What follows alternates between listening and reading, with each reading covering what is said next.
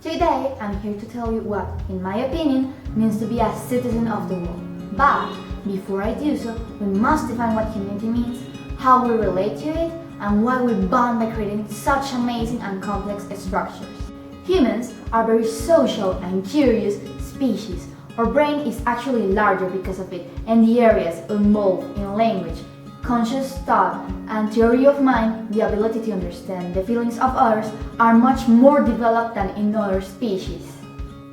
To quote scientist Pascal Batrica, we are, so to speak, biologically hardwired for interacting with others and are thus said to be endowed with a social brain. Humans have the need to interact with someone, either animals or persons they feel they can relate to. Empathy is a fundamental part of human interaction.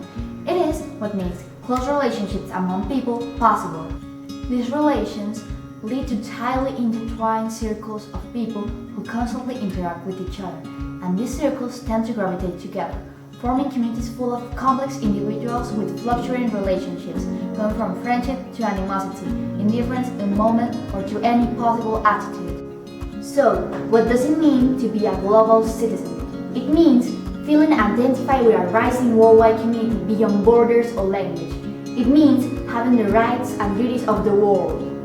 It is to see others first and foremost as fellow humans, with feelings, backgrounds, and the will to enjoy life. Being a global citizen is not about ignoring where you're from or which is your native language, because that's part of your culture and an integral part of yourself.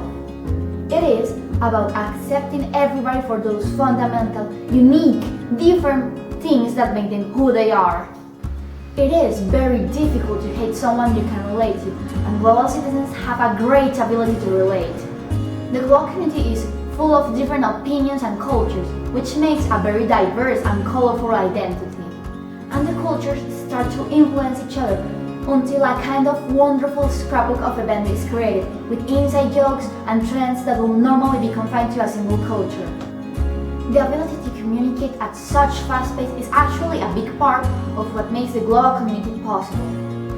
Another aspect we cannot overlook is how the new generation uses social media daily, and how they continuously absorb giant pieces of information from around the world. The influence of other cultures in identity is visible, and the younger generations could be considered global citizens because of the way they adapt to the swift changes of the world. My personal experience with other cultures began when I traveled to Germany. I was around 11 years old, and my mom, my sister, and I went to live there for about a year. We enrolled in school, and it was somewhat confusing, not just because of the language, which I did not know, but because of the culture, the food, the people. Even the calendar and the vacations were different. And we went to other countries too: France, Italy, Czech Republic. I think only of my time there. It taught me so much. I learned to see everything from diverse perspectives, that you do not have to speak the same language to understand somebody, and that some things are yours worldwide. That year I lived in Germany shaped my way of seeing life in general and left a deep and unforgettable impression in me. Back to our original discussion, our generation is open-minded because the ecstaticism of foreign, either people, cultures, or ideologies is no longer bizarre or otherworldly. We relate on a daily basis with people with very diverse backgrounds from our own. We empathize with them. Why? Because they are humans. Their experiences, even with some variation, are something we can understand. When we see individuals and not groups, we see a fellow human with a life, family, loved one, feelings and beliefs, and we gain the knowledge, the most important piece of knowledge there could ever be. We are the same. Will it make a difference if we are born elsewhere? Of course it will. We will have a different background. But we still have a background. We still live and cry and love and feel.